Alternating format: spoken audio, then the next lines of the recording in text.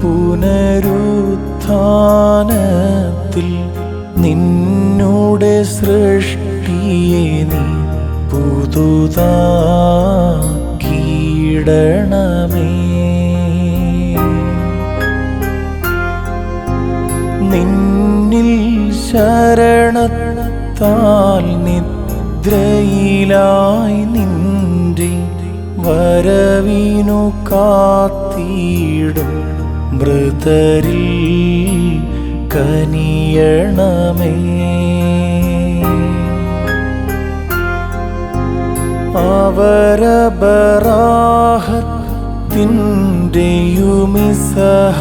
അവരബറാഹത്തിൻ്റെയുമിസഹാക്കുടെയും യാക്കോബിനുടെയും മടിയിൽ പാർക്കണമേ.